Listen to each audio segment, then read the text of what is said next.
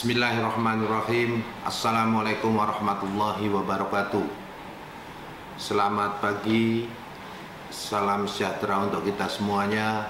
Om Swastiastu, Namo Buddhaya, salam kebajikan. Alhamdulillahirabbil alamin.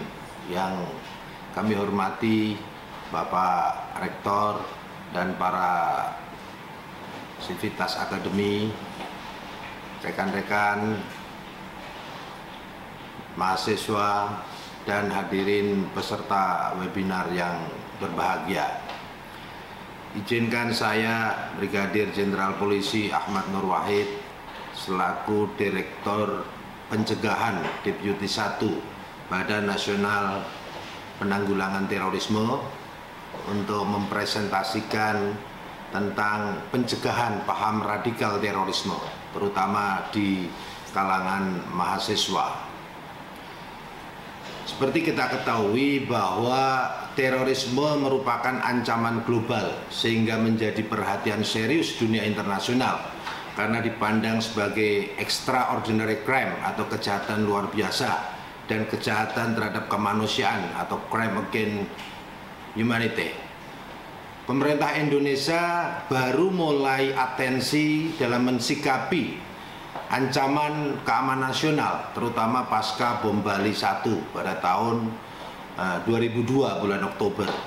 Hal ini pula yang mendasari lahirnya Perpu nomor 1 tahun 2002 yang setahun kemudian ditetapkan menjadi Undang-Undang nomor 15 tahun 2003 tentang pemberantasan tindak pidana terorisme.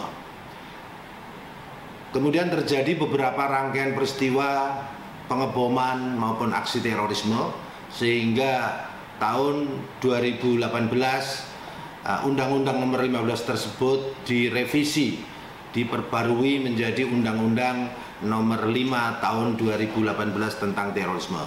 Perubahan undang-undang ini otomatis memberikan ruang yang lebih luas kepada aparat penegak hukum, dalam hal ini Polri maupun BNPT, di dalam penanggulangan radikalisme dan terorisme. Kalau kita bicara sejarah ataupun eksistensi kelompok radikal dan teroris, maka dimulai dari pasca kemerdekaan 1945, di mana ada pemberontakan DITII Kartosuwiryo tahun 1950-an. Kemudian ada gerakan Komando Jihad pada dekade tahun 70-an dan 80-an. Dan pasca reformasi, Al-Qaeda, Jamaah Islamiyah melakukan pengeboman di Indonesia, terutama bom Bali 1 dan bom Bali 2. Kemudian berkembang juga ada ISIS dengan afiliasinya yang ada di Indonesia, seperti Jamaah Ansarud Daulah, Jamaah Ansarut Tauhid, Mujahidin Indonesia Timur, Mujahidin Indonesia Barat, dan lain sebagainya. Tokoh-tokohnya yang terkenal ada Abu Bakar Ba'asyir, kemudian Aman Abdurrahman, ya. Dan kesemuanya ini mereka paham radikal terorisme ini adalah mazhab Salafi Wahabi yang bermetamorfosa menjadi jihadi dan takfiri sebagai gerakan ideologi politik transnasional untuk mengusung khilafah ataupun daulah Islamiyah. Berbicara perkembangan terorisme tidak bisa lepas dari perkembangan radikalisme, karena radikalisme adalah paham fase menuju terorisme, sehingga dapat dikatakan bahwa semua terorisme pasti berpaham radikal, tetapi tidak semua radikalisme otomatis menjadi terorisme. Nah, adapun jaringan radikalisme yang ada di Indonesia adalah organisasi atau ormas Hizbut Tahrir, Ikhwanul Muslimin, Jamaah Ansarul Syariah, Majelis Mujahidin Indonesia, dan lain sebagainya. Dan di era digital, ya, di era teknologi informasi, menunjang masifnya radikalisasi di lingkungan masyarakat yang merambah di seluruh elemen masyarakat, tidak hanya di lapisan masyarakat bawah, tetapi juga di elit masyarakat seperti pada lembaga-lembaga negara, institusi-institusi negara, termasuk TNI, Polri maupun mahasiswa. Kenapa demikian?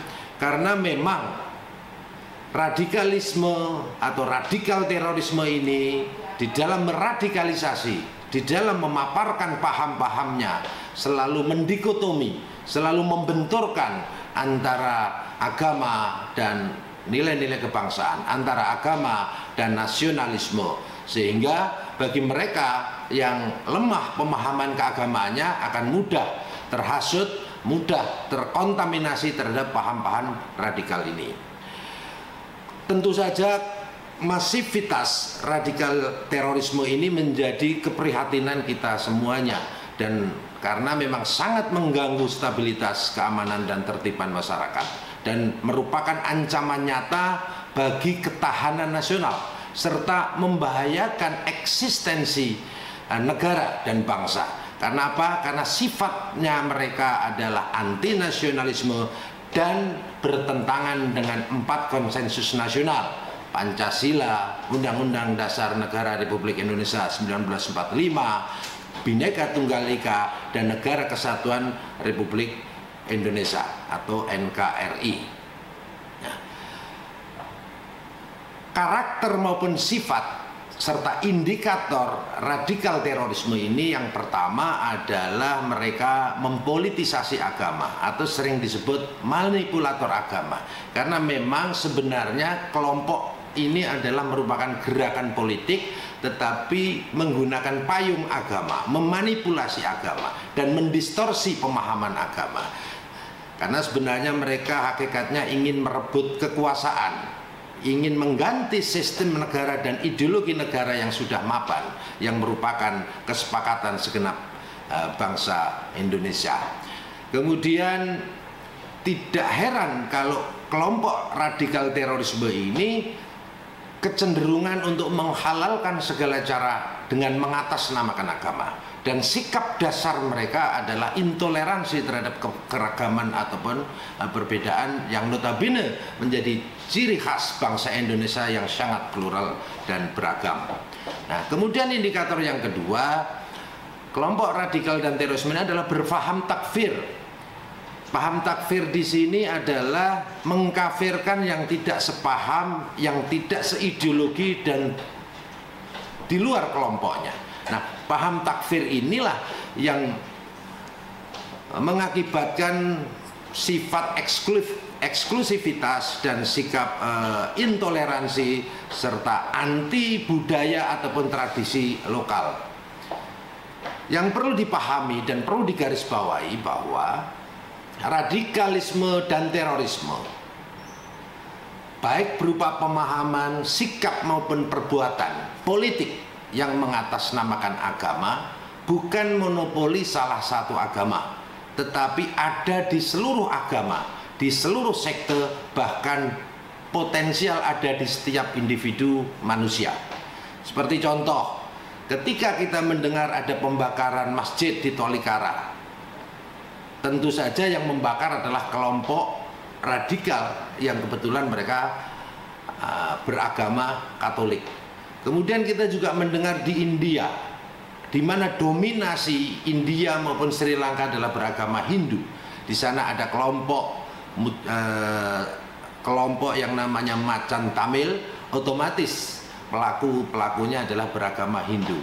Kemudian kita juga pernah mendengar bagaimana seorang biksu di Myanmar atau Rohingya, dia melakukan provokasi, melakukan propaganda, kemudian melakukan hasutan dan propaganda sehingga terjadi genosid ataupun pengusiran terhadap umat Islam yang ada di Rohingya, kemudian mengungsi ke Bangladesh. Otomatis oknumnya adalah beragama Buddha. Kemudian belakangan juga kita dengar bagaimana kelompok-kelompok ekstrim atau kelompok-kelompok di Amerika yang apa namanya, kelompok yang konservatif, ya, mereka sangat rasis, ya.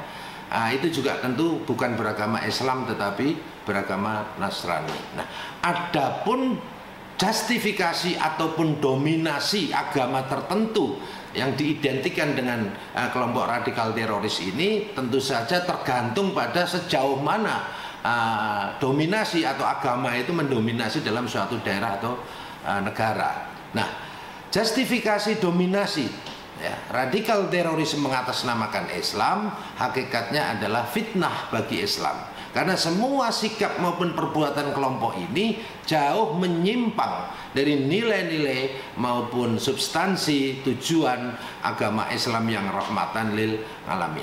Yang menjadi permasalahan adalah ketika kita bicara undang-undang terorisme tahun 2018 nomor 5, maka hanya mampu menjerat mereka-mereka yang sudah tergabung atau termasuk di dalam jaringan teror ataupun mereka yang sudah melakukan aksi teror, tetapi belum mampu menjerat secara pidana mereka-mereka yang masih berpaham radikal. Tadi sudah kita jelaskan bahwa semua terorisme pasti berpaham radikal, tapi belum tentu radikalisme otomatis menjadi terorisme, sehingga diperlukan undang-undang yang mampu menjerat mereka-mereka yang sudah terpapar paham radikalisme supaya tidak berkembang menjadi aksi terorisme. Sehingga dalam konteks definisi pemahaman ataupun pengertian tentang terorisme sudah jelas, karena ada definisi secara yuridis, yaitu merupakan perbuatan yang menggunakan kekerasan atau ancaman kekerasan yang menimbulkan suasana teror atau rasa takut secara meluas yang dapat menimbulkan korban, bersifat massal, dan atau menimbulkan kerusakan atau kehancuran terhadap objek vital yang strategis, lingkungan hidup, fasilitas publik atau fasilitas internasional dengan motif ideologi politik atau gangguan keamanan. Definisi ini ada di dalam pasal 1 ayat 2 Undang-Undang nomor 5 tahun 2018. Tetapi ketika kita bicara radikalisme, maka menjadi multi tafsir pemahamannya. Ketika kita berbicara di lingkungan akademi bisa dimaknai juga bahwa radikalisme itu bisa berkonotasi positif, tetapi dalam konteks radikal terorisme maka berkonotasi negatif. Kalau kita melihat seperti di Kamus Besar Bahasa Indonesia, itu dikatakan bahwa radikalisme adalah paham atau aliran yang radikal dalam politik, paham atau aliran yang menginginkan perubahan atau pembaharuan sosial dan politik dengan cara kekerasan atau drastis dan sikap ekstrim dalam aliran politik. Sehingga harus kita pahami bersama bahwa radikalisme dan terorisme dalam konteks ini adalah sesuai dengan Undang-Undang nomor 5 tahun 2018, sedangkan radikalismenya dikonotasikan pada sesuatu yang negatif. Seperti dikatakan tadi bahwa radikalisme atau radikal terorisme itu merupakan extraordinary crime atau crime against humanity. Maka pendekatan kita pun harus pendekatan law enforcement, penegakan hukum. Sehingga dalam konteks ini kita bisa mencoba melakukan pendekatan dengan ilmu kriminologi ataupun dalam teori-teori sosial seperti push and pull factor teori. Nah, dari ilmu kriminologi maupun teori push and pull factor teori tersebut, maka bisa ditarik suatu pemahaman bahwa radikal terorisme akar masalahnya adalah ideologi, yaitu ideologi yang menyimpang. Nah, setiap manusia punya potensi radikal. Setiap individu manusia punya potensi radikal. Nah, potensi radikal tadi akan menjadi niat atau motif radikal jikalau dipicu atau didorong oleh beberapa faktor. Ada faktor politisasi agama, ada faktor kemiskinan dan ketidakadilan sosial, ada faktor kebodohan, ada faktor sistem politik maupun sistem hukum yang lemah, ada faktor kondisi mental psikologi, bisa kekecewaan, kebencian, dendam, depresi, dan lain sebagainya. Itu semua adalah faktor korelatif kriminogen yang memicu munculnya niat atau motif untuk berbuat radikal atau teroris. Nah, ketika faktor korelatif kriminogen tadi ditarik atau ditemukan dengan faktor polis hasad atau sering disebut faktor pull atau penarik, yaitu berupa lingkungan, ya, lingkungan yang radikal, pergaulan yang radikal, pergaulan medsos yang radikal, jaringan yang radikal, kelompok jaringan teroris, ataupun pengajian-pengajian dengan ustadz-ustadz ideolog radikal. Maka ketika faktor korelatif kriminogen ketemu dengan polis hasad, kesempatan, momen atau peluang, maka terjadilah radikal terorisme. Nah, tentu saja upaya penanggulangannya tentu saja harus dilakukan, tidak boleh parsial, tetapi harus holistik, mulai dari hulu sampai hilir.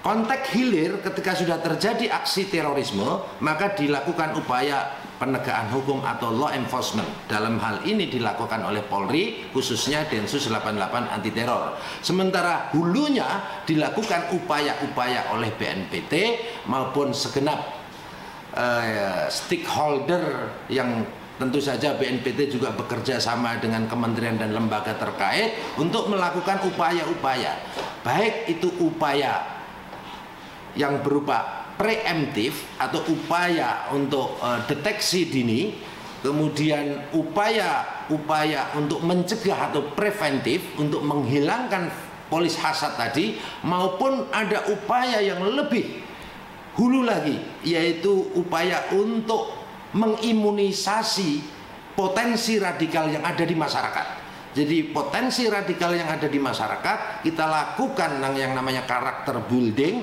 atau imunisasi ideologi dengan moral kebangsaan, nilai-nilai nasionalisme kebangsaan yang dikolaborasi dengan paham keagamaan. Nah, dari hulu sampai hilir inilah penanggulangan radikalisme dan terorisme, sehingga hulunya adalah pencegahan dan hilirnya adalah penindakan. Kalau menurut Undang-Undang Nomor 5 Tahun 2018, maka pencegahan ini dibagi menjadi 3, yaitu mulai dari kesiapsiagaan, kemudian kontraradikalisasi atau kontra propaganda, dan deradikalisasi. Kesiapsiagaan meliputi money, material, dan metode menyangkut segenap aparat negara, termasuk juga pelibatan dan penguatan terhadap civil society, terutama ormas-ormas atau kelompok-kelompok masyarakat yang moderat, untuk membantu institusi ataupun lembaga yang berwenang, dalam hal ini BNPT, kementerian dan lembaga terkait, untuk bersama-sama melakukan pencegahan radikal terorisme. Kenapa? Karena memang radikalisme terorisme tidak bisa dilakukan oleh aparat negara atau institusi pemerintahan saja, tetapi harus dilakukan secara holistik yang melibatkan segenap elemen masyarakat, bangsa, dan negara. Para sivitas akademi, khususnya para mahasiswa serta para peserta sekalian yang kami hormati, kita berbicara masalah proses penyebaran paham radikal atau radikalisasi. Berbicara masalah proses radikalisasi, maka dibagi menjadi 3 fase. Fase yang pertama sering disebut fase indoktrinasi atau fase pengenalan dan penanaman paham radikal. Dalam fase ini pendekatannya adalah pendekatan umum, sifatnya audiennya terbuka, ya. Kemudian para penceramah atau ustadz-ustadz ideolog itu melakukan kajian-kajian secara terbuka, baik langsung maupun menggunakan media sosial maupun media-media elektronik lainnya. Nah, dalam fase ini biasanya materi yang dibahas sifatnya umum, tetapi lebih berorientasi pada hal-hal yang sifatnya fikihiyah atau hukum-hukum agama. Dikenalkan tentang dosa, neraka, pahala, surga, kemudian dikenalkan tentang bid'ah, ya, sesat, takfir, istilah togut dan lain sebagainya. Dan jarang sekali membahas hal-hal yang sifatnya rukun ihsan atau akhlak. Nah, tetapi di dalam fase ini memang sifatnya lebih kepada hal-hal yang sifatnya ritual atau teks-teks keagamaan, ya, yang mengarahkan kepada sikap-sikap eksklusivisme dan intoleransi, ya. Misalnya dikenalkan, ayo kita tegakkan syariah, ayo kita hijrah, ayo kita kembali kepada Al-Quran dan hadis. Framingnya sangat bagus, tetapi sebenarnya sangat tendensius. Ada muatan-muatan yang memang ditujukan untuk bersikap eksklusif dan intoleransi, yang notabene sesungguhnya sangat bertentangan dengan nilai-nilai Islam atau nilai-nilai Islami yang rahmatan lil alamin, nilai-nilai Islam yang harus inklusif, ya, dan nilai-nilai Islam yang menghormati keragaman ataupun perbedaan. Nah, ketika fase pertama ini sudah berlalu, sudah dilakukan, maka ada fase yang kedua, yaitu fase penghayatan atau sering disebut fase militansi, dan fase penguatan atau fase kristalisasi. Nah, dalam fase ini mulai dilakukan perekrutan atau proses-proses ajakan-ajakan untuk melakukan hijrah. Ajakan-ajakan hijrahnya bagus untuk berhijrah dari perbuatan mungkar menjadi perbuatan yang ma'ruf, ya. Tetapi lebih pada hijrah yang bersifat mengorganisir diri, mengelompok atau eksklusivisme. Nah, dalam fase ini juga mulai ditanamkan paham al-wala wal bara yang mengarah kepada paham takfir atau mengkafirkan yang tidak seideologi, ya, tidak sepaham atau tidak segolongan, sehingga memunculkan fanatisme dan militansi. Kemudian juga dikenalkan jihad, kemudian juga ditanamkan ketaatan buta atau taklid buta, kemudian mulai juga ditanamkan kebencian ataupun anti pemerintahan, anti pemimpin yang sah dan lain sebagainya. Mulai mempolitisasi terhadap agama, kemudian mendiskreditkan pemerintah dan pemimpin yang sah. Nah, di fase ini mulai muncul militansi ataupun fanatisme keagamaan yang luar biasa. Nah, melewati fase yang kedua, maka menginjak pada fase yang ketiga, sering disebut fase persiapan aksi dan gerakan ekstrim atau gerakan terorisme. Nah, dari fase pertama, fase kedua, kemudian akan diseleksi, akan dilihat, akan di-mapping mana yang memang memiliki militan yang luar biasa, mana yang memiliki fanatisme keagamaan yang luar biasa, mana yang memiliki karakter keras, watak-watak keras, ataupun karakter-karakter yang bisa direkrut untuk bergabung di dalam kelompoknya, atau sering disebut punya temperamental yang tinggi.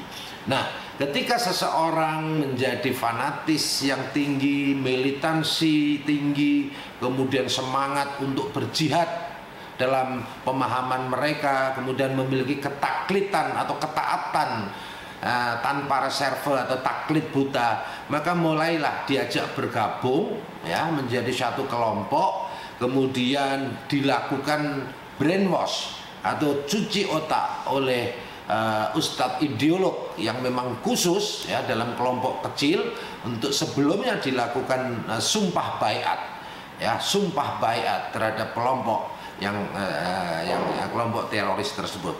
Nah, setelah membentuk suatu kelompok dalam fase 3 ini, biasanya diajarkan tentang faham-faham jihad, tentang faham-faham tentang bagaimana membuat bom, bagaimana melakukan bela diri atau sering disebut latihan-latihan perang atau idat, ya. Kemudian taktik dan strategi menyerang aparat, menyerang institusi, melakukan aksi pengeboman dan lain sebagainya, yang kesemuanya itu ditujukan untuk amaliyah atau jihad menurut versi mereka. Jika mereka dipilih dalam kelompok ini memang yang siap untuk istimata atau melakukan aksi-aksi bunuh diri dan lain sebagainya, maka disitulah dipersiapkan secara khusus. Nah, 3 fase inilah yang mulai dari fase pengenalan dan penanaman atau indoktrinasi, fase penghayatan atau militansi dan penguatan kristalisasi, sampai fase baiat atau sumpah untuk melakukan aksi ataupun amaliyah atau jihad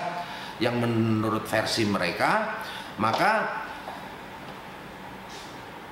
kita bisa menentukan suatu langkah atau strategi penanggulangannya, ya. Sebagaimana tadi yang pertama sudah kami sampaikan, penanggulangan radikalisme dan terorisme ini adalah pencegahan hulunya dan penindakan atau law enforcement di hilirnya. Kalau kita bicara pencegahan, maka amanat Undang-Undang nomor 5 tahun 2018 yang di breakdown ke dalam PP nomor 77 tahun 2019.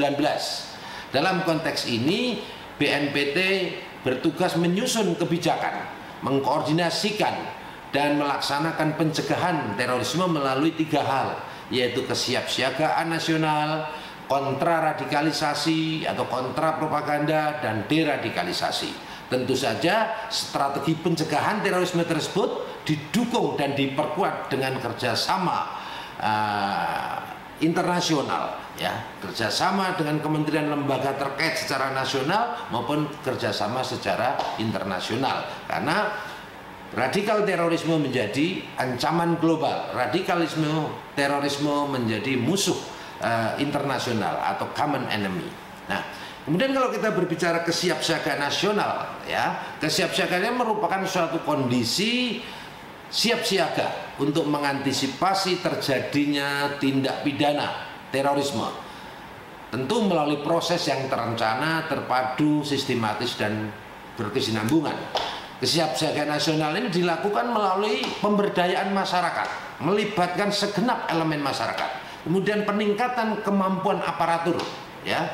Kemudian juga perlindungan dan peningkatan sarana prasarana, pengembangan kajian terorisme serta pemetaan wilayah rawan paham radikal terorisme. Intinya menyangkut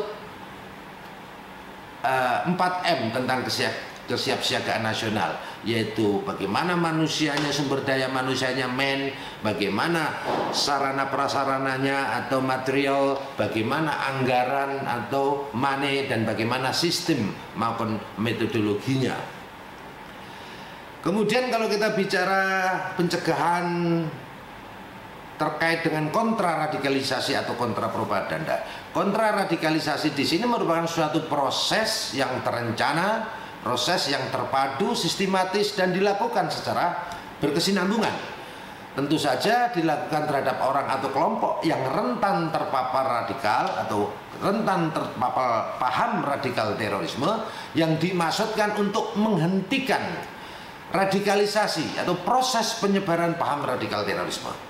Kemudian kontraradikalisasi juga dilakukan baik secara langsung maupun tidak langsung, melalui kontra narasi, kontra propaganda, ataupun kontra ideologi. Nah, kontra ideologi itulah yang dilakukan mulai dari paling hulu, yaitu apa? Yaitu membentengi mereka-mereka atau masyarakat yang belum terpapar ataupun masyarakat yang rentan atau potensi terpapar untuk dilakukan imunisasi atau vaksin ideologi melalui karakter building, nilai-nilai kebangsaan, nilai-nilai keagamaan yang rahmatan lil alamin, nilai-nilai kemanusiaan dan lain sebagainya. Nah, kita berbicara masalah deradikalisasi. Kalau kita berbicara masalah deradikalisasi, tentu ditujukan pada mereka yang sudah terpapar, yaitu merupakan suatu proses yang terencana, terpadu, sistematis, dan berkesinambungan yang dilaksanakan untuk apa? Untuk menghilangkan atau mengurangi dan membalikkan pemahaman radikal yang sudah memapar kelompok ataupun individu, ya. Jadi mengurangi tingkat radikalismenya, kemudian membalikkan atau memoderasi, ya, membalikkan atau memoderasi, sehingga deradikalisasi ini hakikatnya adalah moderatisasi, ya, dari paham radikal dikurangi minimal atau kalau bisa dibalikkan menjadi moderat. Kemudian deradikalisasi ini juga tentu saja dilakukan terhadap tersangka, terdakwa ataupun terpidana, atau yang sudah menjadi napiter, narapidana terorisme, ataupun juga mantan napiter yang ketika di lembaga pemasyarakatan sebenarnya mereka sudah menjalani itu habis masa hukumannya, tetapi tingkat radikalismenya masih tinggi sehingga dilakukan pemantauan, pengamatan dan bimbingan secara berkelanjutan dan berkesinambungan. Nah, khusus untuk di kalangan mahasiswa, maka tentu saja strategi yang harus dilakukan mulai dari bagaimana peningkatan deteksi dini oleh pihak kampus kepada mahasiswa melalui peningkatan kewaspadaan terhadap aktivitas yang mencurigakan di lingkungan kampus, terutama mereka-mereka yang melakukan kegiatan secara sembunyi-sembunyi saat ekstra, saat-saat di luar jam-jam kuliah dan lain sebagainya. Juga peningkatan daya tangkal terhadap paham radikal terorisme melalui wawasan nasional atau wawasan kebangsaan atau moderasi kebangsaan. Juga dilakukan upaya-upaya sosialisasi tentang pengenalan ideologi yang radikal, ya. Ideologi juga dikenalkan kepada mahasiswa tentang ideologi yang moderat, tentang paham agama yang moderat, paham agama yang kafah, ya, tidak hanya menyangkut aspek keimanan dan aspek ritualitas keagamaan, tapi lebih daripada itu dibangkitkan bagaimana bahwa agama itu harus dipahami dan diamalkan secara kafah, baik aspek keimanannya, aspek ritualitas atau rukun Islam kalau di dalam agama Islam, maupun rukun ihsan atau akhlak perilaku budi pekertinya. Karena memang sejatinya 3 pilar agama, iman, Islam, ihsan ini harus dipahami dan diamalkan secara utuh, secara komprehensif, secara kafah, dan tidak bisa dipisah-pisahkan. Dan puncak daripada pilar agama itu adalah rahmat Allah. Inna rahmatallahi qaribun minal muhsinin. Kasih sayang, rahmat Allah itu ada kepada orang-orang yang ihsan, artinya orang-orang yang berakhlak mulia. Karena memang misi utama Nabi Muhammad adalah innama bu'itsu liutamima makarimal akhlak. Sungguh aku diutus ke dunia tiada lain hanya menyempurnakan akhlak, memuliakan akhlak karimah, termasuk hablum minanas, termasuk akhlak kebangsaan, hubungan terhadap manusia yang berbeda, yang beragam, yang merupakan sunatullah atau merupakan takdir Allah. Kemudian juga pelatihan bela negara untuk mahasiswa, juga pembentukan agen perdamaian di kalangan mahasiswa untuk menyampaikan pesan-pesan damai guna menangkal paham radikal teroris. Kemudian pembentukan karakter mahasiswa Indonesia yang anti radikalisme, mahasiswa Indonesia yang anti terorisme, mahasiswa Indonesia yang anti radikal terorisme, ya. Nah, salah satu bentuk kontraradikalisasi tentu saja BNPT melakukan melalui program kontra propaganda, ya, baik itu melalui media cetak, media elektronik, ya, kemudian dengan produksi konten-konten yang kreatif, juga televisi maupun melalui radio, baik dengan talk show, kemudian iklan layanan masyarakat, juga dialog, baik workshop, ya, sarasehan, seminar, publik lecture dan lain sebagainya. Termasuk kita menggunakan media sosial, Facebook, Twitter, Instagram, YouTube, ya, dan lain sebagainya. Hadirin sekalian, para Sivitas Akademi, adik-adik mahasiswa yang saya hormati, yang saya cintai, demikian paparan dari saya, semoga bermanfaat. Kurang lebihnya saya mohon maaf, dan kita berharap semoga Allah Subhanahu wa Ta'ala, Tuhan yang Maha Esa, senantiasa meridhoi kita semuanya, meridhoi bangsa ini menjadi bangsa yang damai, bangsa yang maju, bangsa yang sejahtera, bangsa yang terbebas dari radikalisme dan terorisme. NKRI harga mati, Pancasila yes, stop intoleransi, stop radikalisme, dan stop terorisme. Terima kasih. Wassalamualaikum warahmatullahi wabarakatuh.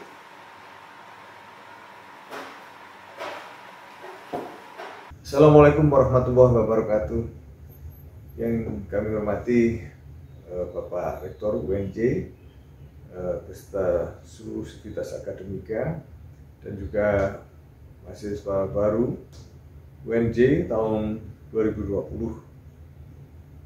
Hari ini saya Wawan Hari Purwanto, Deputi 7 Badan Intelijen Negara, berkenan menyampaikan hal-hal terkait dengan topik bagaimana pengenalan kehidupan kampus mahasiswa baru ini terhadap peningkatan pemahaman terhadap bahaya terorisme dan radikalisme. Situasi tentu bisa kita lihat di berbagai kondisi dari sejarah Indonesia yang penuh dengan liku-liku terkait dengan berbagai aksi teror ini. Selanjutnya kita lihat beberapa caption berikut ini. Bagaimana tantangan Indonesia saat ini? Di sini kita lihat ada pertarungan ideologi global yang tentu saja akan banyak kita lihat, baik itu masalah yang menyangkut komunisme, kapitalisme, kemudian juga sosialisme, akan ada khilafah atau neoliberalisme. Ini pertarungan ideologi global, dan juga ada perebutan ideologi dan juga sumber ekonomi yang menyebabkan peperangan di sejumlah wilayah di kawasan dunia.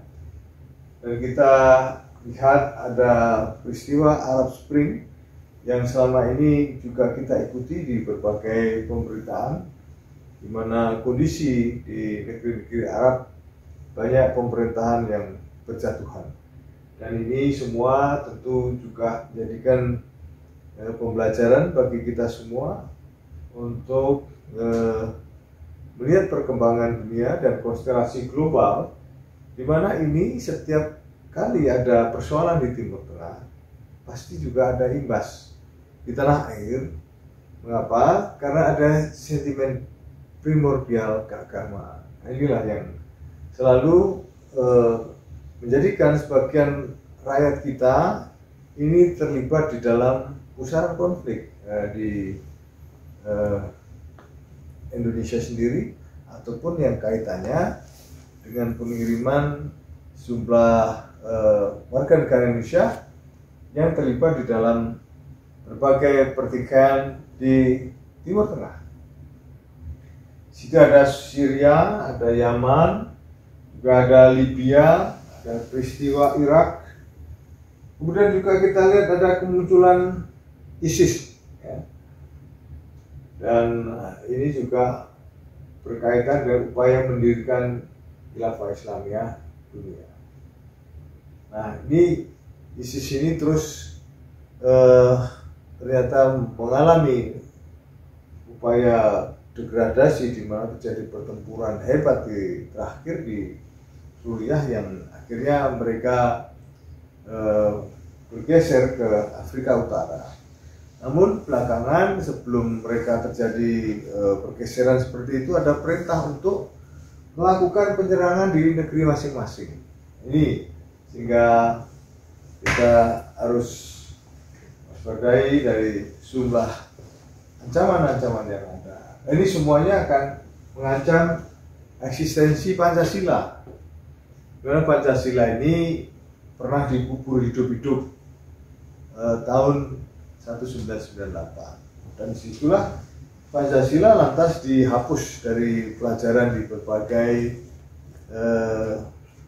mata kuliah di perguruan tinggi ataupun di sekolah, dari sekolah tingkat dasar sampai menengah atas.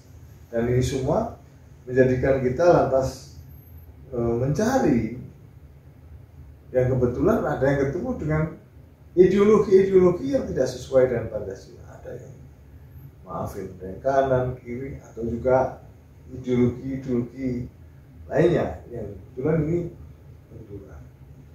Nah, ini disebabkan berbagai peristiwa perebutan ideologi dan sumber ekonomi ini, di mana peperangan tadi menyebabkan korban jiwa dan juga kerugian material.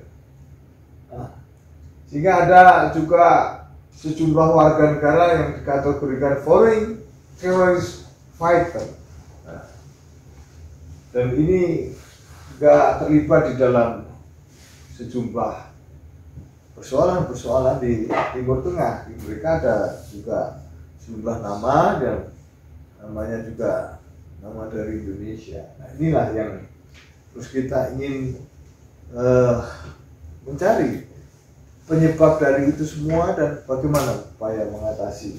Karena ini banyak sekali terjadi brainwash dan cuci otak, sehingga akhirnya menjadikan situasi kita terseret di dalam arus konflik di sebelah wilayah. Nah, ini yang terjadi.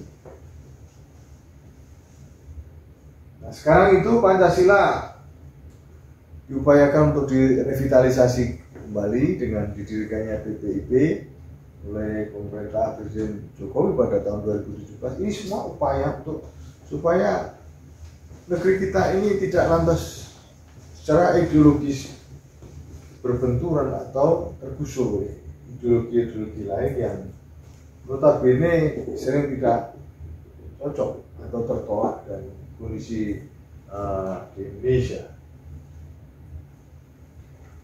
Lantas bagaimana generasi muda menjadi sasaran radikalisme? Di sini ada berkembangnya radikalisme di kalangan masyarakat hingga menyasar ranah publik, termasuk dunia pendidikan, sehingga membuat individu rentan bersikap intoleran.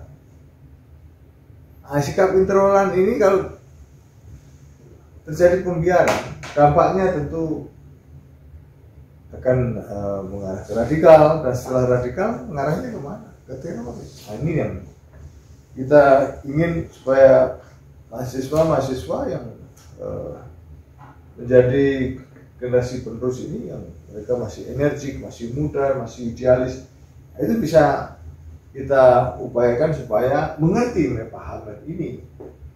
Dan juga persentuhan kalangan generasi muda dengan radikalisme yang didukung oleh lingkungan pendidikan, terutama melalui proses tukar pendapat.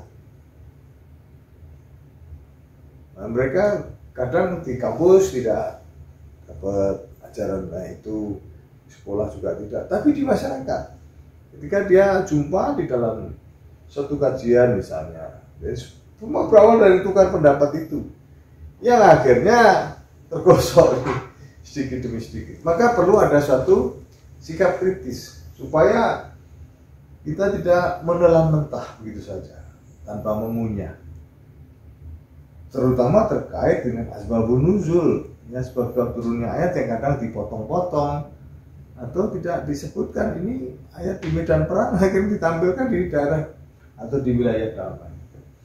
Yang berikutnya adalah gerakan radikal bermetamorfosis dengan merekrut elemen muda melalui proses kaderisasi tertutup. Nah, ini sering sekali secara tertutup mereka merekrut, mereka adakan suatu upaya-upaya ya brainwash untuk mengisi, apalagi yang kaum muda yang ya, sasaran mereka itu yang umur 17 sampai 24 tahun. Mengapa dicari yang muda? Karena yang muda lebih lebih energik, lebih idealis, dan cenderung tidak atau kurang banyak tanggungan, dan mereka masih mencari jati diri. Nah, ini berbeda dengan yang tua-tua, meskipun ada juga di kalangan tua yang masuk, tetapi spiritnya tentu berbeda dengan kaum muda. Ini ada yang pendekatan secara tertutup, tapi sekarang juga ada yang karena basis teknologi yang makin berkembang, khusus teknologi IT, maka ini yang perlu kita pikirkan, karena banyak rekrutmen justru melalui media sosial. Di situ bisa juga tanya jawab, bisa juga mendrive bagaimana untuk bisa melakukan misalnya pembuatan bahan-bahan peledak, ataupun langkah bagaimana meyakinkan para pihak yang tertarik di situ. Ini semua adalah upaya-upaya bagaimana ada proses kaderisasi tadi. Oleh karena itu waspadalah. Gitu. Ini kayak ban api aja jadi. Bagaimana karakteristik radikalisme ini? Dan ini lantas Pancasila ini berbenturan dengan kita kan toleran, ini mengajarkan pada persatuan Indonesia. Meskipun dari sila keempat itu kerakyatan yang dipimpin oleh hikmat kebijaksanaan dalam pengusaha atau perwakilan akhirnya menjadi one man one vote di sini. Karena itu kesepakatan. Karena ada yang bilang katanya Pancasila tinggal 3 sila, sila lahi, sila ban, dan sila air gitu. Tapi ini berseloroh saja ya. Bagaimana karakteristik radikalisme itu? Radikalisme berupaya menghancurkan status quo dan menggantinya dengan satu tatanan yang baru dengan cara revolusioner, maksa, keras, revolusi. Bahkan dengan cara-cara kekerasan atau violence dan aksi-aksi ekstrim. Nah ini yang berbahaya. Maka ada gerakan-gerakan ekstrim yang juga menggunakan bahan-bahan peledak ataupun bahan-bahan yang berbau pada kekerasan, atau ada juga yang menyerang dengan apa adanya. Ada yang pisau dengan pisau, ada yang dengan nabrakkan kendaraan dan nabrakkan kendaraan, ataupun serangan-serangan lain. Kalau dulu ada bom sepeda misalnya, dia menggunakan sepeda ontel meskipun akhirnya menghancurkan dirinya sendiri. Nah ini semua macam-macam, karena ada juga yang lone wolf. Lone wolf itu dia tertarik sendiri, dia gemes sendiri, jengkel sendiri, lakukan langkah-langkah penyerangan oleh dirinya sendiri. Ada yang seperti itu. Bagaimana juga yang kedua, merespons kondisi dalam bentuk evaluasi, penolakan atau perlawanan terhadap asumsi, ide, lembaga atau nilai-nilai yang dipandang bertanggung jawab atas kondisi yang ada. Jadi ini respon tadi.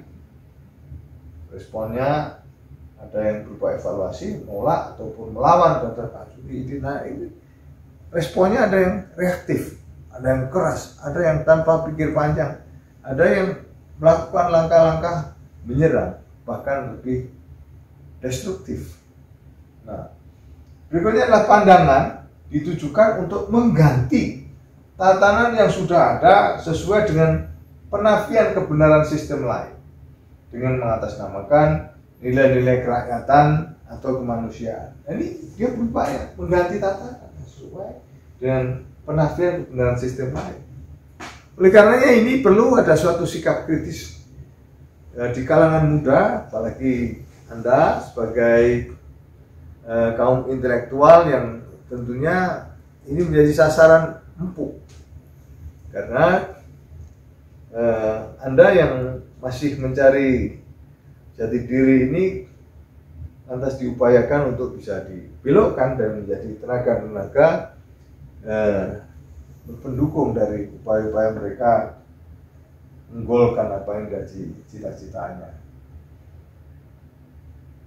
Nah, ada beberapa faktor penyebab radikalisme. Ada variabel pertama, misalnya ini, bagaimana norma dan ajaran. Ajaran-ajaran yang disampaikannya sering memberikan nuansa di mana mereka lebih cenderung pada membenarkan langkah dan ajaran atau norma dia dan menyalahkan pihak lain yang dianggap tidak seirama, ya dianggap lawan, meskipun dia satu religi, keagamaan, tapi karena beda pandangan dianggap lawan dan dianggap halal darahnya. Nah, ini yang perlu kita sikapi. Ada satu proses di situ, termasuk mengkafir-kafirkan pihak lain yang tidak sepaham. Nah, kemudian juga variabel kedua yaitu sikap atau pemahaman terkait penerapan syariat misalnya. Ini kadang-kadang ada suatu benturan di situ. Yang satu ingin bahwa inilah yang harus diterapkan konsepsi seperti ini, adalah yang lain yang moderat. Jadi tidak ketemu, tapi upaya dipaksakan di situ. Kemudian juga bentuk negara yang sesuai dengan keinginannya yang dari dulu selalu diungkit mengenai kondisi-kondisi dalam bentuk negara tertentu terkait dengan negara Islam Indonesia. Ya, waktu itu Kartosuwiryo juga terus menggelorakan ini yang juga kembali ke masalah pembukaan UUD 45 misalnya, yang 7 kata di ada kata syariat-syariat ya, menjalankan itu yang ini ada yang mengolah kembali. Kemudian ada keinginan untuk membentuk khilafah yang ada di Indonesia. Ini semua keinginan atau keinginan atau dorongan untuk selalu menjadikan Indonesia ini lantas ada suatu perbedaan atau gesekan-gesekan berbasis agama atau religi. Dan berikutnya adalah variabel ketiga, sikap yang muncul ketika variabel kedua dihadapkan dengan kondisi sosial nyata di masyarakat. Nyata. Ada hegemoni politik oleh negara atau represi yang dilakukan oleh kelompok manapun terhadap umat. Ya. Nah, ini akan melahirkan respon yang berbeda dari kelompok-kelompok yang ada. Saya sering menampilkan berita-berita yang ada berita hoaxnya, bahkan melenceng dari apa yang sudah terjadi. Gambar-gambar juga sering bukan gambar sesungguhnya, tapi dimodifikasi yang pada akhirnya emosi publik itu terangkat. Maka di situ ada istilahnya ESTON. Emosi, sikap, tingkah laku, opini, dan motivasi. Nah, itu yang coba digerakkan. Sehingga responnya macam-macam. Ada respon moderat, tapi ada juga respon yang sangat emosional. Nah, ini yang sering memang sengaja dibenturkan. Diolah dari demikian dari data maupun gambar dari sejumlah sumber yang akhirnya bisa mendorong adanya suatu sikap-sikap atau sentimen yang menyerang, mengecam, ada hate speech misalnya, mendiskreditkan yang lain, kemudian bahkan men-share hal-hal yang tidak atau belum tentu kebenarannya. Nah, ini semua tentu harus kita tanggulangi karena ada undang-undang ITE yang terus terang ini menjadi basic bahwa di situ ada sanksi pidananya, ada kata kita ada pelanggaran-pelanggaran. Nah, tindakan radikal dan terorisme berawal dari penyebaran dan penyerapan pemikiran radikal melalui media massa, komunikasi langsung, hubungan kekeluargaan, dan juga lembaga pendidikan. Di lembaga pendidikan sering mereka berinteraksi satu sama lain, melakukan komunikasi dan kajian. Bahkan dulu lewat Telegram misalnya di media sosial itu menghindari pelacakan dan di situ bisa live.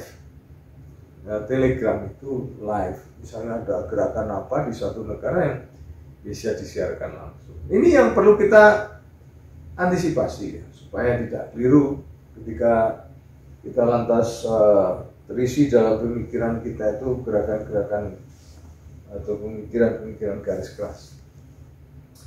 Dan tujuan radikalisasi untuk merekrut anggota baru, kemudian juga ada pelatihan-pelatihan atau mendapat dukungan berupa tenaga, simpati ataupun dana. Maka di Indonesia ada upaya merebut simpati, empati, sehingga nanti diharapkan mereka partisipasi. Ini yang terjadi, dan kita ingin kita semua paham, bagi mahasiswa baru, lebih cenderung masih fresh graduate yang ingin juga mencari dan menemukan hal-hal yang menantang.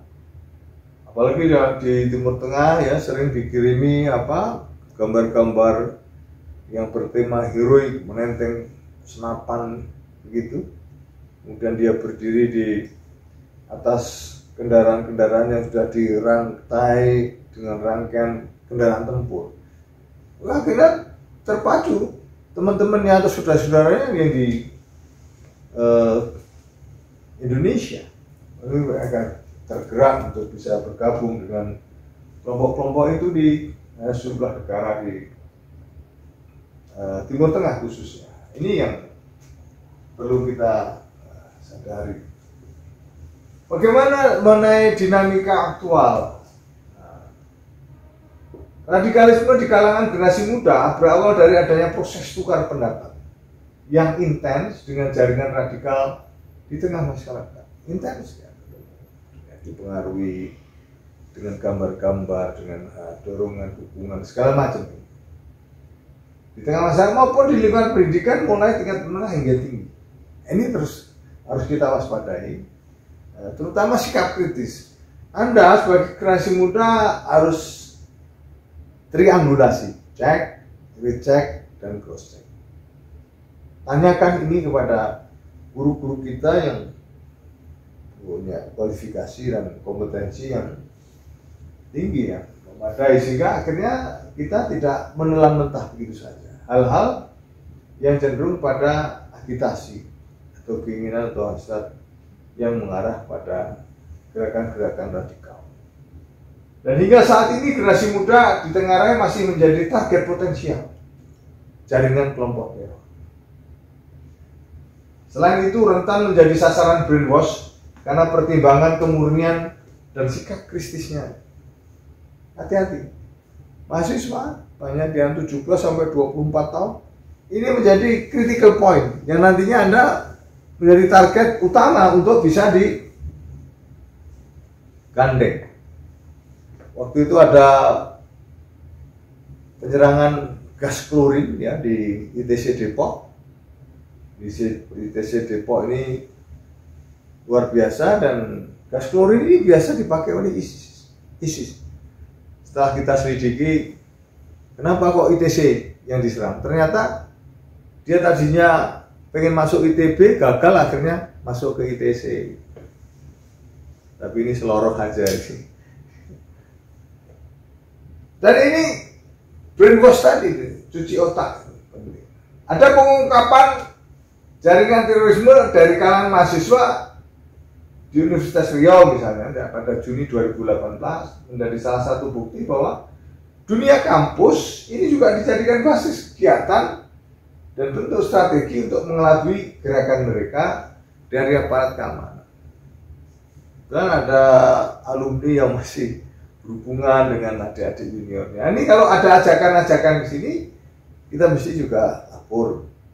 Kemudian juga ada universitas lain yang sering menyewakan gedungnya untuk pertemuan-pertemuan. Nggak tahunya dipakai untuk pertemuan seperti ini, yang mengarah kepada baiat kepada gerakan radikal ISIS waktu ini. Nah, faktor yang melatar belakangi upaya menjadikan anak muda dan mahasiswa sebagai sasaran radikalisasi yaitu kondisi anak muda masih aktif dalam pencarian intelektual. Ini yang kita mencari jati diri, terus berburu informasi terkait dengan masalah keyakinan ini. Masalah keyakinan ini hati-hati. Saya dulu putus dengan pacar saya juga karena beda keyakinan gitu. Saya yakin bahwa saya ganteng, ternyata pacar saya nggak yakin kalau saya itu ganteng. Nggak taunya pacar saya itu rabun dan sekarang sudah sembuh dan menyesal. Akhirnya penyesalan itu di belakang ya kan. Kalau di depan itu namanya pendaftaran. Biar kopong asal sombong.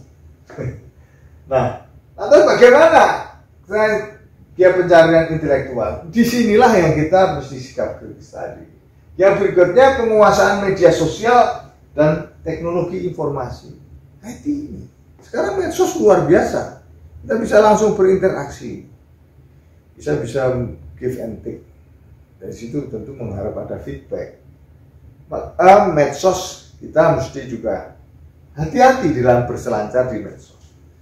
Kita juga melakukan patroli cyber 24 jam untuk memahami bagaimana apa yang terjadi di medsos ini, dan diharapkan ini medsos tetap kita sadar bahwa ini kita tidak bermain di dunia hampa. Ini bukan ranah privat, tapi ranah publik medsos itu, kan? Teknologi informasi, dan ini ada sanksinya. Maka bagaimanapun juga kita dalam berselancar di dunia maya tetap kita ikuti kaidah-kaidah dan ketentuan-ketentuan yang ada di Undang-Undang ITE, karena itu ada sanksi pidana. Kemudian juga para kaum muda ini dalam tahap pengembangan ideologi. Semua ideologi lantas dipelajari, mana terus dibongkar pasang, ingin dilihat, yang akhirnya dari mereka ketika critical point-nya tadi ternyata bisa dibelokkan, nah akhirnya terjadilah pemikiran-pemikiran yang lebih cenderung kepada sikap radikal. Oleh karena itu, di dalam menyikapi sejumlah kasus-kasus yang ada, nanti kita harus cerdas. Saya kemarin juga mengekspos mantan ex-napiter di Solo Raya, ada yang dari Sragen, ada yang di Boyolali, kemudian Karanganyar, ada yang di jumlah wilayah sekitarnya, di Solonya sendiri juga ada, kemudian di Klaten. Nah, ini semuanya mereka menceritakan, bisa dilihat ya di YouTube yang hasil pengakuan terakhir yang kita bina sekarang. Setelah dia keluar dari penjara, kita bina untuk bisa hidup normal, supaya diterima di masyarakat, dan dia juga kita berikan pembiayaan untuk modal hidup.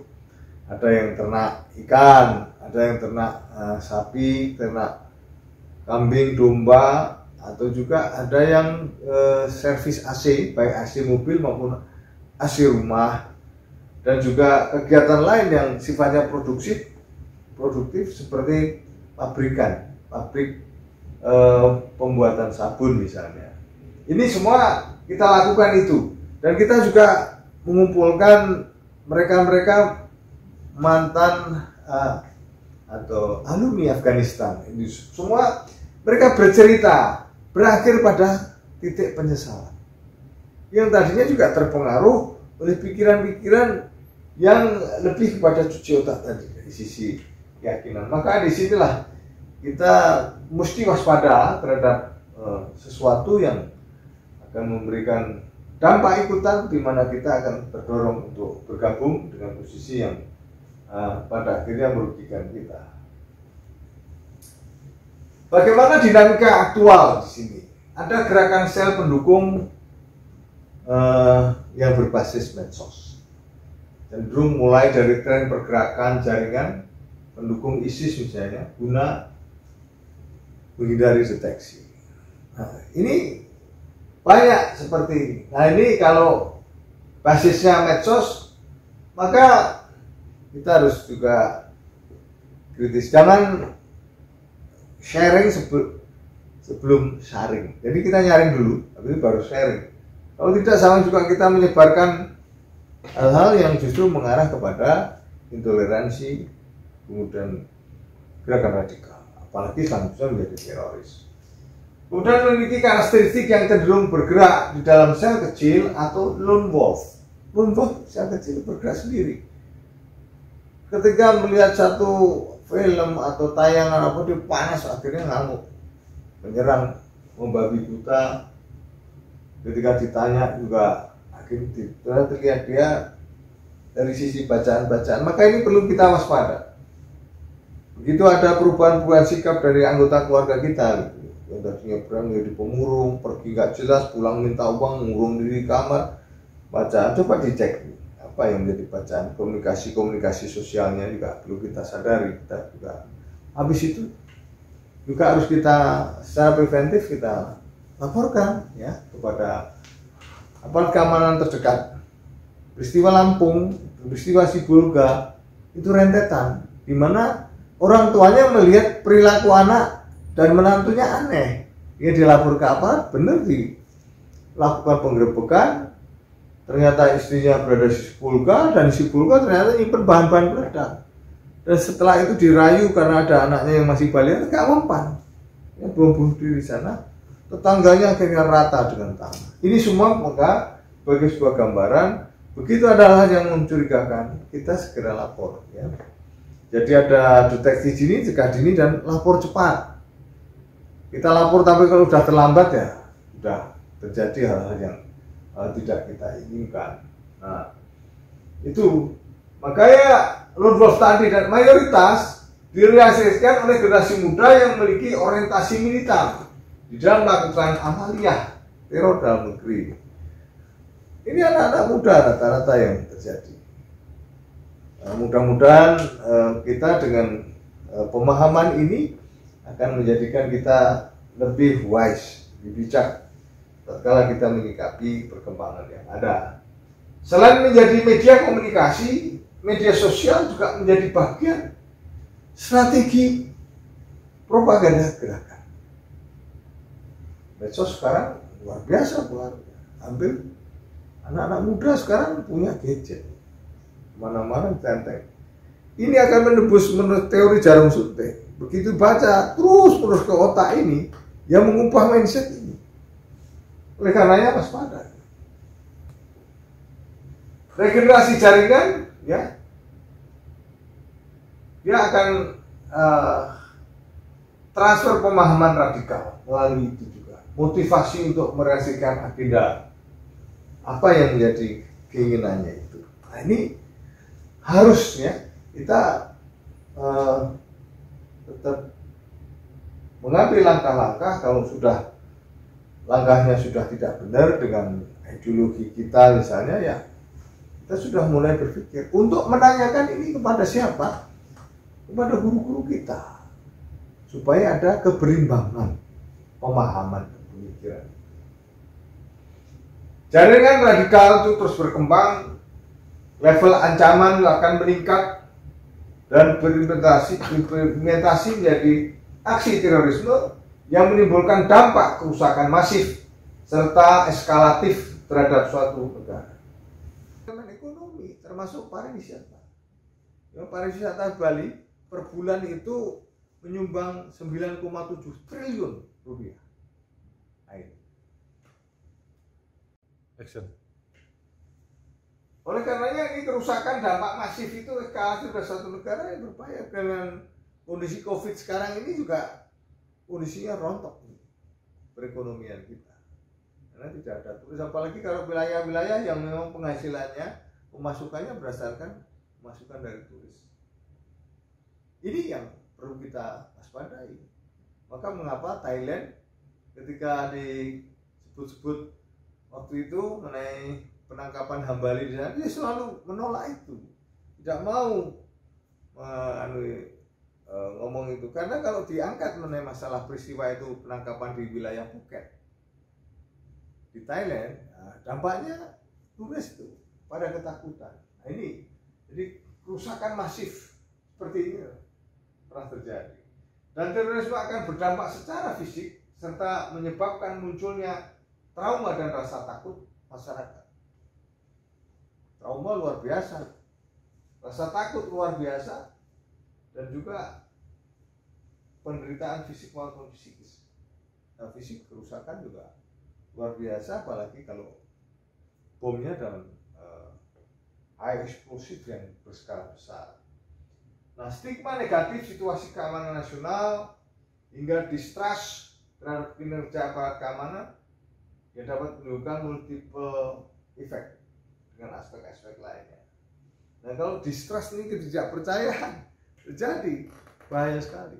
Maka kita tetap upaya supaya ini bisa secara profesional kita juga lakukan upaya-upaya penanganan secara masif, secara efektif, dan secara baik. Dan disadari bahwa peristiwa demi peristiwa ini memberikan satu gambaran. Kenapa di Indonesia sampai sekarang juga masih ini terjadi? Ada faktor kinderen, faktor menurun dari orang tua ke anak. Apa yang terjadi? Ketika ada teror aksi peledakan Candi Borobudur tahun 85, anaknya ikut terlibat di dalam bom tahun 2000. Demikian juga bis pemudi ekspres di Banyuwangi dulu tahun 87. Anaknya di tahun 2001 ikut terlibat bom Natal di Jakarta. Ini ada faktor kinderen yang ikut. Inilah maka perlu kita upayakan untuk penyadaran. Kemudian dulu ada yang bacok Menteri Pertahanan Matori Abdul Jalil. Ini namanya Sutarno itu. Anaknya terlibat pada penyimpanan bahan peledak di hutan UI. Nah, itu akhirnya ini ada faktor menurun. Begitu juga Imam Samudra yang terlibat di bom Bali 1, anaknya ikut ke Suriah, namanya Umar. Itu meninggal, ya, kena ledakan juga, ada serangan dadakan. Itu di usia 19 tahun. Di Suriah ini kan tadinya menyatu, kemudian pecah menjadi 14 faksi dan saling serang antara faksi satu dengan yang lain. Pasca masuknya Ayman al-Zawahiri. Nah, dulu ISIS ini didirikan oleh 3 negara, Amerika, Inggris, Israel. Tapi setelah masuknya Ayman al-Zawahiri pecah di situ. Tidak bisa Amerika mengendalikan. Akhirnya perang antar satu elemen. Maka kalau pada berangkat ke sana tidak tahu mana kawan, mana lawan, apalagi pecah 14 faksi, belum lagi serangan udara dari pasukan Suriah atau dari Rusia, ini bisa menjadi trauma berkepanjangan. Nah, ini menimbulkan multiple efek dengan aspek-aspek lainnya. Hati-hati, bahkan sekarang ini juga kemarin ditemukan KTP di Yaman. KTP orang Indonesia di sana. Setelah kita selidiki, rumahnya rumah kosong. Alamatnya alamat palsu, ini kayak lagunya Ayu Ting Ting ini. Alamat palsu. Tapi dia itu ada. Terorisnya itu ada. Tapi alamatnya palsu. Dia memang di sana. Ini hati-hati. Kondisi yang terjadi di Yaman ini kan ada dikuasai oleh kabilah-kabilah. Kabilah-kabilah itu kepala suku. Tapi kabilah di sana, kepala suku di sana itu punya tank, punya roket, ya, punya rudal. Jadi tentara di sana itu menghadapi gampang masing-masing. Pernah ada kita yang 11 anak itu hilang di sana. Orang tuanya nemuin saya, Mas Wawan gimana ini? Nah, saya hilang. Terus saya cari-cari di sana agak kesulitan karena apa? Yaman dalam kondisi seperti itu. Saya telisik, saya cari tahu, ada clue bahwa dia masuk ke kabilah itu, akhirnya ganti nama, ganti penampilan, ganti paspor, terus pindah ke negara lain, diperkirakan masuk ke ISIS. Maka kita ini kalau mencari sekolah di luar, ini perlu kita pahami di mana. Waktu itu kita bikin film tentang sekolah-sekolah mana yang kita rekomen ya di Yaman itu, di salah satu televisi swasta itu disiarkan jam 10 malam supaya pada tahu ini orang tua ini nyekolahkan anak jauh-jauh mahal-mahal kalau hanya nyasar kepada sesuatu yang tidak kita inginkan kan sayang, ini bubar. Oleh karena itu disinilah yang perlu kita sadari itu. Kabilah-kabilah di Yaman juga sana sini itu nenteng senjata. Di tangan kanan pakai senjata laras panjang, di tangan kiri pakai senjata laras pendek, di tengah-tengah pakai senjata tradisional gitu. Namanya Gambia itu kayak belati gitu. Senjata tradisional beneran ini. Nah itu yang terjadi. Jadi di sana penguasaan kabilah luar biasa. Ya hati-hati kalau misalnya. Bagaimana harapan-harapan supaya mahasiswa ini bisa tetap kuat, ya, tidak gampang terpengaruh dan tetap bersinar menjadi sosok panutan dan harapan ke depan yang baik. Pemuda harapan pemudi, pemuda harapan bangsa. Ini, makanya kita harus bisa memberikan yang terbaik lah kepada bangsa ini, kan? Diharapkan seperti itu. Kita milih pacar juga lihat-lihat dulu ini pengaruhnya positif atau negatif gitu. Kadang-kadang akhirnya terbawa. Ada orang kita yang pacaran salah dibawa itu ke Suriah. Baru Naim itu setelah keluar dari penjara di sini di Indonesia ditahan 2,5 tahun, akhirnya setelah keluar dia bawa itu pacarnya itu ke sana. Gak jelas sekarang ini rimbanya. Baru Naim sendiri sudah tiada, sudah tewas terkena rudal mortir, seperti itulah. Maka hati-hati kita pilih-pilih pacar, teman yang punya mantan-mantan itu, hati-hati lah. Buanglah sampah pada tempatnya, buanglah mantan pada temannya, istilahnya gitu. Ini guyon saja ya. Jadi bagaimana generasi muda harus dapat memainkan peranan dalam menciptakan inovasi dan kreativitas bagi kemajuan negeri. Kita ini kalau bisa ya sikapnya moderat, tapi juga modern. Moderat atau lembek itu enggak. Tapi kita perlu pahami itu ilmu-ilmu apa yang menjadikan mereka itu lantas kekurangan inovasi. Nah, resource limited, innovation unlimited. Jadi sumber-sumber mungkin kita akan terbatas, tapi inovasi ini tiada batas. Tiada henti. Kita terus lakukan yang terbaik untuk inovasi-inovasi yang terbaru. Jangan banyak salah paham terhadap itu. Saya di rumah juga kadang-kadang salah paham dengan pembantu saya itu. Tusuk gigi itu habis terus, hilang terus. Saya tegur tuh pembantu saya, "Bik, ini gimana? Tusuk gigi kok habis terus, hilang terus?" "Maaf Pak, saya nggak nghabiskan, saya nggak ngilangkan. Wong saya kalau pakai juga saya kembalikan." Nah, ini hati-hati nih, panitia kalau ke rumah saya itu kok ya nyaman aja pakai tusuk gigi. Yang berikutnya, aplikasikan ilmu pengetahuan yang dimiliki untuk kemaslahatan bagi umat manusia. Ilmu itu bagaimana mengamalkan. Jadi, bagaimana ilmu itu bisa untuk amal dan juga berbasis keimanan tentunya. Nah ini, sehingga kemaslahatan umat bisa menjadi manfaat. Bagaimana supaya masyarakat ini bangun dari keterpurukan, bangun dari kekurangan, dan karena ini bagaimana dinamika Anda menggali ilmu di perguruan tinggi supaya tidak melenceng ini.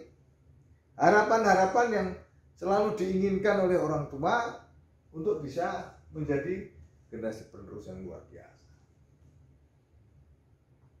Jaga selalu rasa kebangsaan. Jadi kita harus cinta tanah air.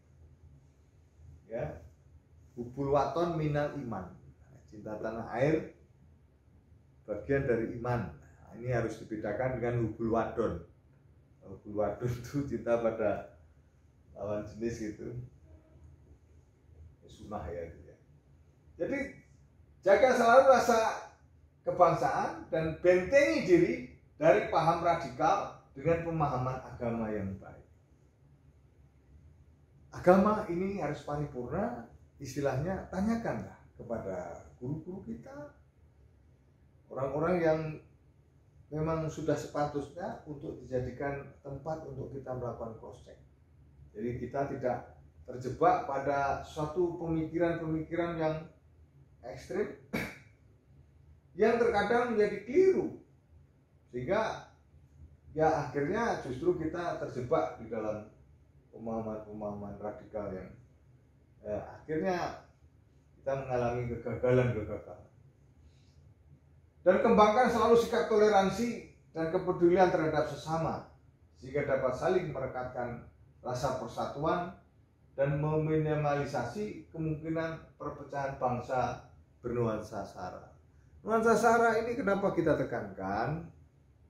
Karena masalah SARA ini sensitif. Itu mudah sekali untuk bagaimana benturkan satu sama lain. Diciptakan isu di sana seperti apa, sini seperti apa, biar ketemu berantem. Kalau kita terus-menerus gontok-gontokan, lah kapan kita bangun? Ya, inilah yang selalu kita tekankan untuk bagaimana berperilaku yang baik untuk bisa memberikan contoh dan teladan. Kita ini perlu ada suatu sikap yang lebih kepada contoh dan teladan. Mudah-mudahan ini Anda bisa memahami apa hakikat dari keteladanan dalam hidup dan kehidupan kita. Kami ingin agar semua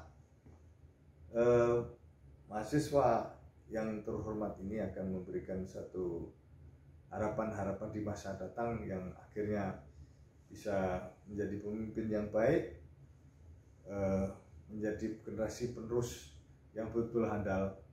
Oleh karena itu, kalau kita melihat kesuksesan, setiap orang bisa sukses kalau dia mau bekerja keras, bekerja cerdas, bekerja ikhlas, bekerja tuntas.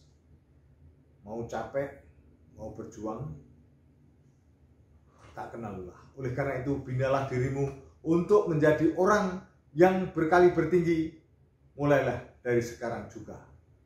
Kurang lebihnya mohon maaf. Pak Ogah jualan bakpao. Kalau ada salah, sorry lah yau. Wassalamualaikum warahmatullahi wabarakatuh.